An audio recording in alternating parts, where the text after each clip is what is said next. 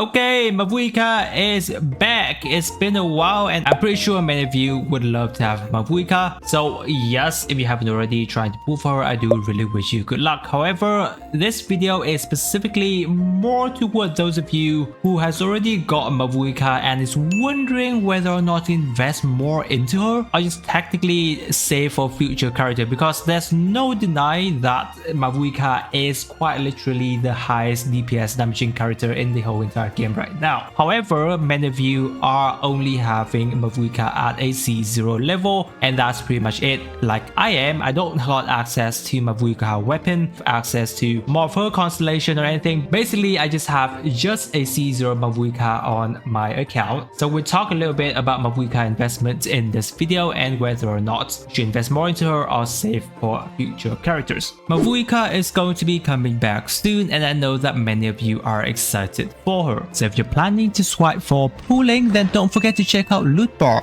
If you know me, I've been recommending you guys Lootbar before, since you can always save almost a 25% on all of your top-ups. With over 100,000 orders and so many good reviews at this point. And by the way, this also applies to PS5 and Xbox user who can place orders through Lootbar. You can be sure that Lootbar is trustworthy. Here you can see my order receipts of all of my top-ups that I have done. And for those who are going for the highest package when topping up, there's also a limited discount options available once every version. So guys, be sure to check out Lootbar through the link in my description, as it can be a great way for you to save your money, especially if you are topping up a large amount. Now, I did say that I only have a C0 Mavuika on my account. However, it's not entirely a free-to-play Mavuika because I do have the Serpent Spine. Looking into Mavuika weapon as a whole, generally speaking, I just say that Mavuika is one of the more free-to-play friendly characters that we have access to in the game. But the special thing about Mavuika is that it's not because of her free-to-play options being great. Because if we look into it, Claymore weapons being for free-to-play players is absolutely not great. Now obviously, in all of the bunch, the Wolf Gravestone is going to be the overall best, because yes, it is a 5-star weapon. You potentially get it from the standard banner, and moreover,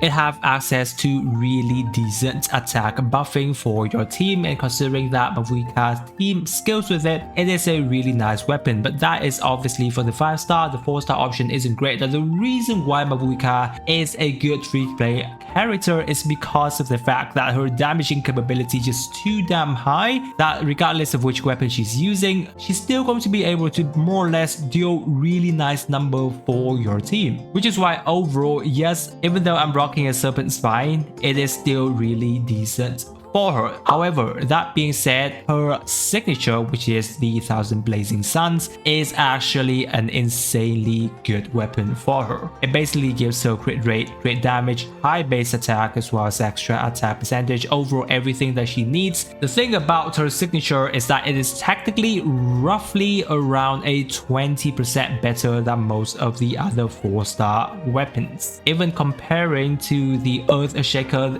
basically the most absolute free-to-play options, it is around 30% better than the Earth Shaker, which is an absolutely tremendous differences. Now even for the Wolf Gravestone, if its passive is also active, the signature is still roughly around 15% better than the Wolf Gravestone itself. So yes, there is no doubt that her signature is a really valuable investment if you are able to do it for Mavuika. Now moving on to her constellation, her C1 is actually pretty nice for her, though it mainly focuses on a lot of the quality of life. Basically what it does is that it makes Mavuika gains a 25% more fighting spirit stack through Night Soul point consumption and normal attack. So technically at the C1 level, Mavuika can use her burst every rotation with just her Night Soul point consumption alone from her skill. Technically speaking, this is more going to be beneficial toward teams that doesn't have Natlin character for Mavuika, which overall is a decent quality of of life for her, considering that sometimes she is going to be a sub DPS character on your account, and then if she has her elemental burst up, you can have her dishing that out and then doing a bit more damage, which overall is good, but that is not consistent without her C1 and without Natlin character. Other than that, she also received basically a permanent 40% attack buff in most of the team that she runs in, so overall her C1s is generally pretty decent for her. Now if we look into the comparison with her weapons, technically it's not going to be as valuable as her weapon. However, what C1 does allow you is that it gets you closer to an insanely good C2. This is one of, if not the best C2 in the whole entire game, because from the fact that Mavuika also is already an insanely good character, but then her C2 just basically gives her a massive 200 base attack increase and either a 20% defense shred towards your enemies in the tap skill version, or extra multiplier to her Flame Strider's normal one charge attack as well as burst hit, which overall does add up to a roughly 30% damage increase for your Mavuika, which is absolutely nuts. Now obviously this is a C2 and technically it is rather an investment, quite a lot I would say, if you don't really get lucky. So obviously those are her two constellation as well as a weapon for Mavuika. There's no doubt that investing into Mavuika is definitely one of the better choice of decision making in this time period, because I don't know when there's going to be another very good DPS character that can out DPS Mavuika. However, that being said, again, she is still a DPS character, therefore